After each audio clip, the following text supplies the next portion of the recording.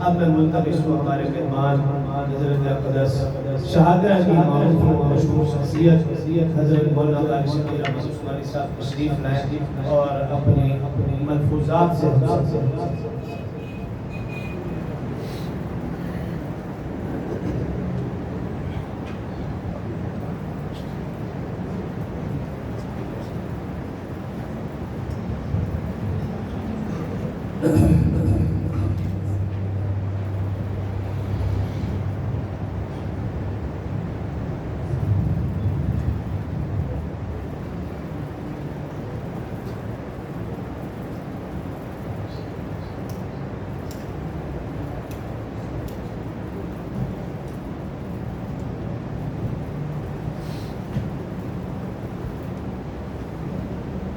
الحمد لله والصلاة والسلام على سيد الرسل وخاتم الأنبياء أما بعد أعوذ بالله من الشيطان الرجيم بسم الله الرحمن الرحيم النبي أولى بالمؤمنين من أنفسهم وأزواجه أمهاتهم صدق الله العظيم اللهم صل وسلم وبارك على سيدنا ومولانا محمد وعلى آل سيدنا ومولانا محمد وبارك وسلم وما تحب وترضى لما تحب وترضى سبحانك لا علم لنا إلا ما علمتنا إنك أنت العليم يا رب صل وسلم دائما أبدا على حبيبك خير الخلق كلهم هو الحبيب الذي ترجى شفاعته بكل هول من الأعمال وقتها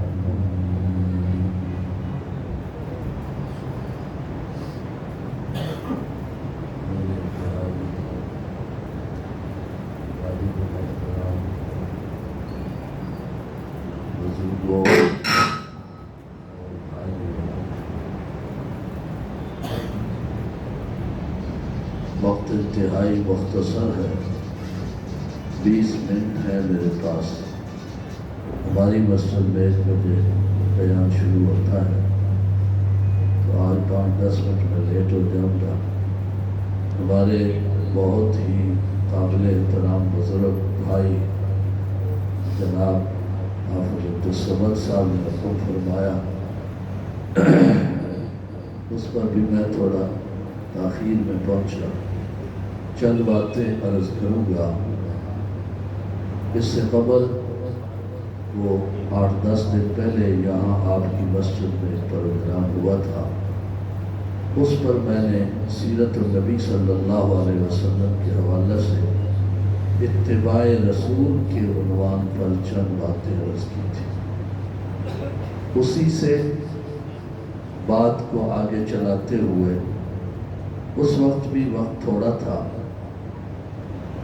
اسی بات کو آگے چلاتے ہوئے چند معروضات پیش کرنی ہے اس بات کا خلاصہ یہ تھا کہ اللہ تبارک و تعالی نے حضور کی آمد سے پہلے اپنی محبت کا ذریعہ اس وقت کے نبی اور ان کی اتباع میں رکھا تھا لیکن جب حضور تشریف لائے تو خدا کا ضابطہ اور قانون بدل گیا اب اللہ تعالیٰ نے فرمایا کہ بندہ جس جہان میں بھی ہو جس قوم سے تعلق رکھتا ہو جس علاقے سے تعلق رکھتا ہو اب قوموں اور علاقوں کی حد بندیوں سے بالا تر ہو کر جہانوں کی حد بندیوں سے بالا تر ہو کر خدا کا ضابطہ یہ ہے کہ اب خدا کی محبت اس کو ملے گی جو آخری پیغمبر حضرت محمد صلی اللہ علیہ وسلم کا پیروکار ہوگا جو میرے آخری پیغمبر کی اتباع نہیں کرے گا خواہ وہ پیغمبر کا قریبی رشتہ داری کیوں نہ ہو، خواہ وہ پیغمبر خود ہی کیوں نہ ہو، پیغمبر کے زمانے میں آ جائے، اس کو بھی پیغمبر آخری پیغمبر کی اتباع کے بغیر چارہ نہیں۔ اللہ کا ضابطہ اور قانون یہ ہے۔ اللہ تبارک و تعالی نے قرآن پاک کی ایک آیت ہے، اس آیت کو پڑھنے یا اس کی تفصیل میں جائے بغیر میں اس کا خلاصہ عرض کرتا ہوں۔ حضرت موسیٰ علیہ السلام نے اللہ سے عرض کیا، یا اللہ تو اپنی خاص رحمت میرے لیے اور میری امت کے لیے لکھ دے۔ فَسَأَكْتُبُهَا لِلَّذِينَ يَتَّقُونَ وَيُؤْتُونَ الزَّكَاةَ۔ اللہ نے اس کے جواب میں فرمایا، اے میرے موسیٰ، جو آپ نے دعا کی ہے وَاكْتُبْ لَنَا فِي هَذِهِ الدُّنْيَا حَسَنَةً، آپ نے جو دعا کی ہے کہ یا اللہ اس دنیا میں ہمیں آپ اپنی رحمت خاصہ عطا فرما، تو فرمایا وہ جو میری خاص رحمت ہے، عامی رحمت تو تمام انبیاء پر ہے اور تمام انبیاء کے پیروکاروں پر ہے، لیکن وہ میری خاص رحمت جو میں نے علیحدہ رکھی ہوئی ہے، وہ میری خاص رحمت جو ہے اس کو میں آخری پیغمبر اور اس کے پیروکاروں کے لیے رکھا۔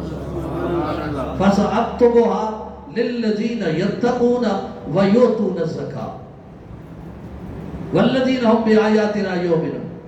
اگلی بات وہی کی جو میں نے پچھلے بیان میں کی، فرمایا الَّذِينَ يَتَّبِعُونَ الرَّسُولَ النَّبِيَّ الْأُمِّيَّ، یہ میری خاص رحمت ان کو ملے گی جو میرے نبی امی کی اتباع کریں، حضور کے پیروکار ہوں گے۔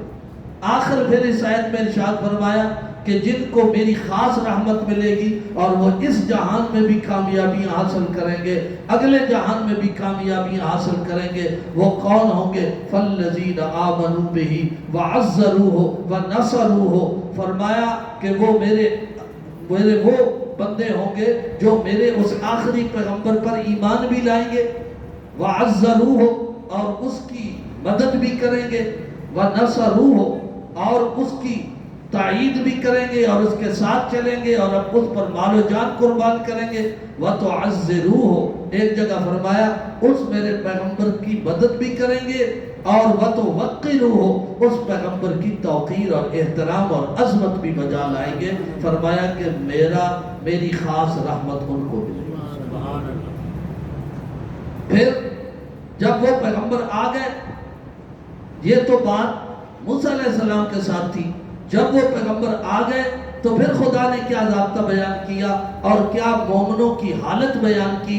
فرمایا کہ اب جو میرے پیغمبر پر ایمان لا چکے ہیں، فرمایا النبی اولا بالمؤمنین من انفسہم، ان کو میرے نبی ان کی جانوں سے بھی زیادہ پیارے ہیں۔ تھوڑا سا چل رہا ہے، قریب والا بھی کوئی نہیں چل رہا۔ فرمایا کہ جو میرے نبی پر ایمان لائیں گے اور میرے نبی کا احترام کریں گے، کامیابی اور فلاح ان کو ملے گی۔ لیکن جب وہ حضور آ گئے تو اس پر ایمان لانے والے صحابہ کی اللہ نے قرآن میں جو حالت بیان کی ہے وہ یہ بیان فرمایا النبی اولا بالمؤمنین من انفسہم، یہ جو میرے نبی کی جماعت ہے جن پر میرے نبی نے ایمان کی نگاہ سے نظر ڈالی ہے اور انہوں نے ایمان کی نگاہ سے حضور پر نظر ڈالی ہے، یہ جو صحابی رسول اور مومن بن گئے ہیں، فرمایا ان کی قلبی کیفیت میں بیان کر رہا ہوں، قلبی، ظاہری نہیں، ظاہری بھی قرآن میں جگہ جگہ بیان کیا۔ قلبی کیفیت کیا ہے کہ نبی ان کو ان کی جانوں سے زیادہ پیارے ہیں۔ یقین کی حالت اللہ نے بیان فرمائی صحابہ کی، قرآن میں تو اللہ نے کہا اپنی جان سے زیادہ پیارے ہیں، ان کی حالت بیان کر دی صحابہ کی۔ پھر واقعات میں بھی اللہ نے ثابت کر دیا کہ ان کو دنیا کی ہر چیز سے زیادہ حضور پیارے ہیں۔ بس اس پر ایک دو واقعات عرض کر کے بات ختم کرتا ہوں، ورنہ اس پر جو آیات دوسری ہیں وہ میں نے سب چھوڑ دی۔ ایک واقعہ عرض کرتا ہوں اور اپنا مدعا بیان کروں۔ دیکھیے، نبی علیہ السلام کے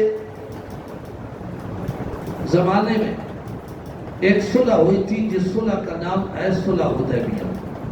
اس کا واقعہ بھی نہیں بیان کیا جا سکتا، مشرکین کی طرف سے جو وفد آیا اور مشرکین کی طرف سے جس نے آ کر مشرکین کی ترجمانی کی اور حضور سے مذاکرات کیے، اس وفد کا سربراہ تھا عروہ بن مسعود ثقفی۔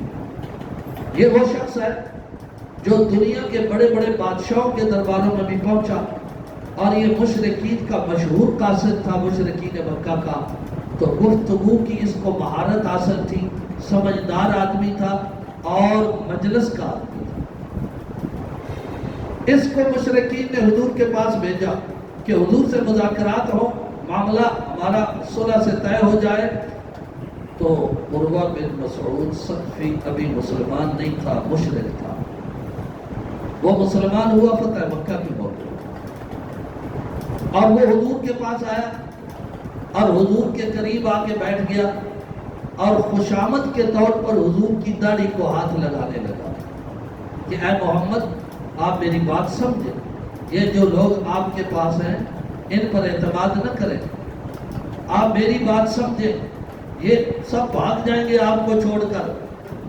مشرک نے یہ کہا کہ یہ سب آپ کو چھوڑ کر بھاگ جائیں گے۔ آج کچھ کہتے ہیں کہ صحابہ نبی کو چھوڑ کر بھاگ گئے تھے، یہ اس نے کہا تھا بھاگ جائیں گے۔ صدیق اکبر وہاں کھڑے تھے، صدیق اکبر نے کہا اے عروہ، تو لات و عزا منات کی پیشابگاہ کو چاٹ، کیا ہم محمد کو چھوڑ جائیں گے؟ یہ صدیق اکبر کا بیان تھا۔ وہ حضور کی داڑھی کو ہاتھ لگا رہا تھا تو اسی کا بھتیجا جس کا نام ہے مغیرہ بن شعبہ، مشہور صحابی ہے، انہوں نے اپنی تلوار کا دستہ اس کے ہاتھ پہ مارا اور یہ کہا کہ تیرے ہاتھ ناپاک ہیں، میرے محمد کی پاکیزہ داڑھی کو نہ لگا، اور اگر تو باز نہ آیا پھر دوبارہ تو نے میرے نبی کو ہاتھ لگایا تو میں تیرے ناپاک ہاتھ اسی تلوار سے کاٹ دوں گا۔ میری غیرت برداشت نہیں کرتی کہ کوئی ناپاک ہاتھ میرے پیغمبر تک پہنچے۔ یہ حضور کی تعظیم کا ایک واقعہ تھا۔ چلا گیا، مشرکین نے جا کے پوچھا عروہ کیا بنا؟ صلح جو ہو گئی تھی وہ تو طے ہو گئی تھی، تم نے کیسے پایا محمد کو، کیسے پایا محمد کے یاروں کو؟ تو اس وقت عروہ بن مسعود ثقفی نے کہا میں نے عرب و عجم کے بادشاہوں کے درباروں کی سیر کی، وہاں پہنچا، میں نے بادشاہوں کا احترام دیکھا، میں نے بادشاہوں کی تعظیم دیکھی، میں نے بادشاہوں کا ادب اور احترام دیکھا۔ خدا کی قسم جو تعظیم میں نے صحابہ کرام کی حضور کے کرتے ہوئے دیکھا، جو احترام میں نے محمد کا دیکھا، ان آنکھوں نے دنیا کے کسی بڑے بادشاہ کا بھی وہ احترام کرتے۔ وہ کیا کہتا ہے آگے اس کی تفصیل بیان کرتا ہے، پھر میں واقعہ اس کی نتیجہ عرض کروں گا۔ تفصیل یہ بیان کرتا ہے کہ جب وہ بات کرتا ہے تو اس کے ماننے والے گردن جھکا لیتے، پہلی بات۔ اور دوسرا احترام، جب وہ وضو کرتا ہے تو اس کے پانی کو زمین پر گرنے نہیں دیتے، نیچے ہاتھ کر کے اس پانی کو اپنے جسم پر مل لیتے ہیں، اس نیت سے کہ ہمارے جسموں کو محمد کا مس کیا ہوا پانی جب لگے گا تو ہم عذاب جہنم سے محفوظ رہیں۔ ایک یہ، اور تیسری بات، جب محمد تھوک پھینکتے ہیں جس کو ہم لعاب دہن کہتے ہیں، اپنی زبان میں تھوک کہتے ہیں، تو جب محمد تھوک پھینکتے ہیں تو وہ نیچے نہیں گرنے دیتے، اس کو لے کر مل کے اپنے چہروں پر لگا لیتے ہیں، اس نیت سے کہ جس چہرے پر نبی کا لعاب دہن لگے گا وہ ہمیشہ کے لیے جہنم کی آگ سے محفوظ ہوگا۔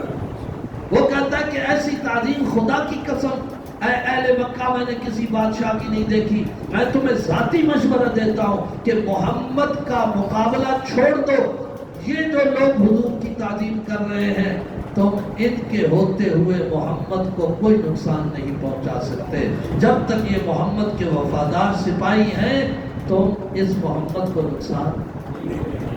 اس وقت کے سب سے پہلے اور بڑے مخالف حضور کے مشرکین مکہ تھے، ان کا صحابہ کے بارے میں کیا خیال کہ وہ حضور کے سب سے بڑے وفادار، حضور کا سب سے زیادہ احترام کرنے والے، حضور کی سب سے زیادہ تعظیم کرنے والے، حضور پر جان دینے والے نبی کے دشمنوں کو ہمت نہیں ہوتی تھی صحابہ کی تعظیم دیکھ کر کہ ہم حضور کی طرف بڑھے۔ ان کو یہ پتا تھا کہ اگر ہم حضور کی طرف بڑھیں گے یہ اپنی جانیں دے دیں گے، اپنے نبی کو کوئی تکلیف پہنچنے نہیں۔ ایک واقعہ تو یہ، ایک مشہور صحابی ہیں، مشرکین مکہ نے ان کو پکڑ لیا اور ان کو سولی پر لٹکا لیا اور ان کو قریب تھا کہ قتل کر دو۔ حضرت خباب ابن الارت رضی اللہ عنہ، ابو جہل نے کہا اے خباب اس وقت میں تجھے قتل کرنے اور مارنے کے ارادے میں ہوں، تو مجھے یہ بتا کہ اگر تیرا نبی یہاں ہو، اس کو تیری جگہ پکڑ لیا جائے اور اس کو مارا جائے اور تجھے چھوڑ دیا جائے تو تیرا کیا خیال ہے؟ حضرت خباب نے کہا تو حضور کو میری جگہ دیکھ رہا ہے، خدا کی قسم میں اپنی جان بچانے کے لیے یہ بھی برداشت نہیں کرتا کہ میرے نبی کے پاؤں میں کوئی کانٹا چبھے۔ یہ صحابہ کی تعظیم تھی، صحابہ کا احترام۔ اب دیکھیں قرآن نے بھی اس کی حالت کو بیان کیا اور واقعات اور حالات بھی بے شمار ہیں کہ جنہوں نے نبی علیہ السلام کا احترام اور ادب کیا، احترام کیا، وہ صرف حضور کا نہیں، جو چیز حضور سے منسوب ہے اس کا بھی احترام اور ادب کتنا کیا۔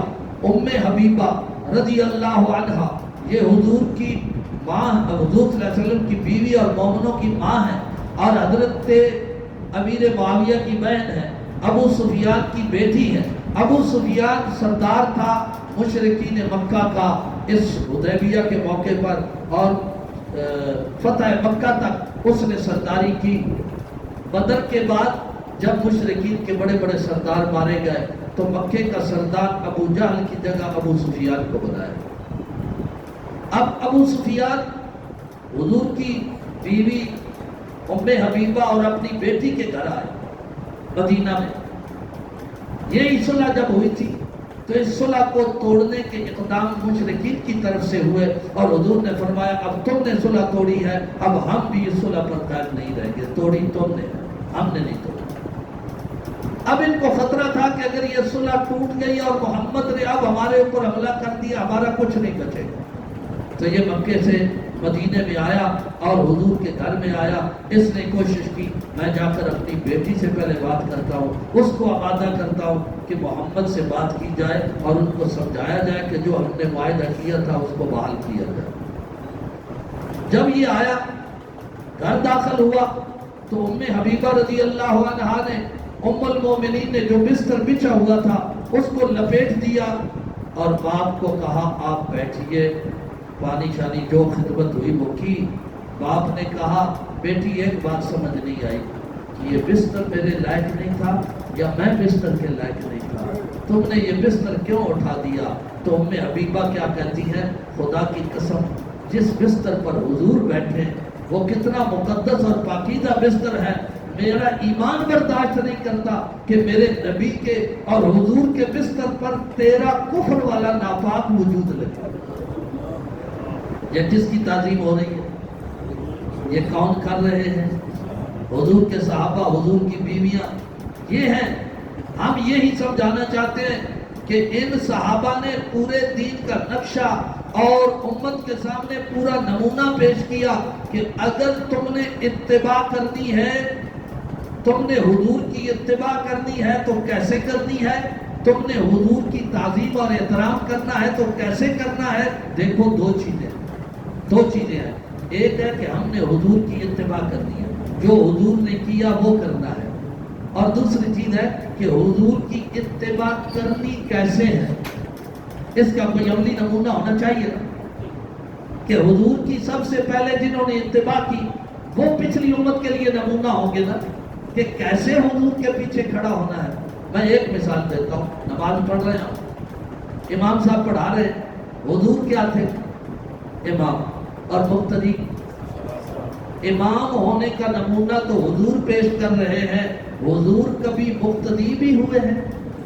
بولو، حضور مقتدی ہوئے.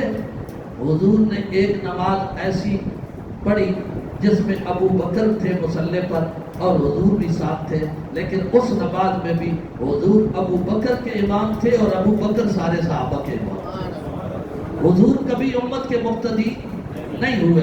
حضور نے مصلی پہ نماز پڑھائی تو حضور امامت کا نمونہ پیش کر رہے تھے. مقتدی نے امام کے پیچھے کیسے کھڑا ہونا ہے اس کا نمونہ کون پیش کرے گا بھائی؟ صحابہ. تو حضور کی اتباع کا نمونہ صحابہ پیش کریں گے. اللہ نے قرآن میں دونوں نمونے پیش کیے. اللہ نے قرآن میں کہا میرے نبی کی احترام اور عزت ایسے کرو جیسے صحابہ نے کی ہے. النبی اولیٰ بالمؤمنین من انفسہم. یہ کیوں نبی کا اتنا احترام کرتے ہیں؟ اس لیے کہ نبی ان کو جانوں سے زیادہ، اللہ نے گواہی دے دی، ان کو نبی جانوں سے زیادہ. اور جان زیادہ پیاری ہوتی ہے یا مال؟ 4 چیزیں دنیا میں ہر بندے کو سب سے زیادہ پیاری ہوتی ہیں: انسان کی جان، مال، اولاد اور وطن.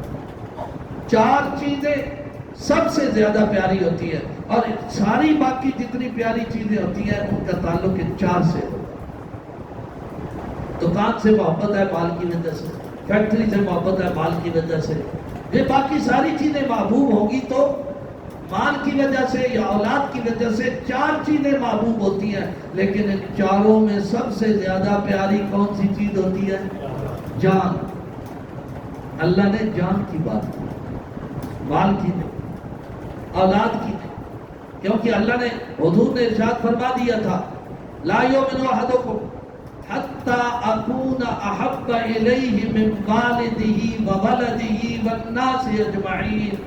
تم میں سے کوئی بندہ اس وقت تک مومن نہیں ہو سکتا جب تک کہ میں اس کو اس کی اولاد اور اس کے والدین اور دنیا کے سب لوگوں سے زیادہ محبوب نہ ہو جاؤں. من والدہ وولدہ والناس اجمعین، اس میں ان 2 چیزوں کا ذکر ہے. لیکن جب مسئلہ آیا جان کا تو اللہ تبارک و تعالیٰ نے وہاں مال کا ذکر نہیں کیا، جان کا قرآن میں ذکر کیا. نبی تو مومنوں کو جان سے زیادہ پیارے ہیں، کیونکہ اگر اولاد بھی انسان کی جان کو دکھ دے تو بندہ ان کو آگ کر دیتا ہے کہ نہیں؟ ہے نہیں کہ جان قربان کرتا ہے. اس کا مطلب ہے کہ اگر اولاد بھی جان کے لیے دکھ بڑھے تو اس کو بھی چھوڑ دیتا ہے. اور اگر مال انسان کے لیے وبال بنے تو بندہ جان بچانے کے لیے مال بھی ختم کر دیتا ہے، جان بچ جائے. اور اگر وطن کہیں زیادہ راحت مل رہی ہو یا اپنے علاقے میں بہت زیادہ دکھ تکلیف ہو، بندہ اپنی جان کی وجہ سے اپنا علاقہ ہی چھوڑ دیتا ہے، محلے ہی چھوڑ دیتا ہے. تو سب سے زیادہ پیاری چیز کون سی ہوئی؟ جان. اور اللہ نے قرآن میں صحابہ کی جان کی بات کی ہے کہ یہ وہ لوگ ہیں ایمان والے جن کو نبی جان سے بھی زیادہ پیارے ہیں، پیچھے کچھ نہیں رہے. یہ وہ لوگ.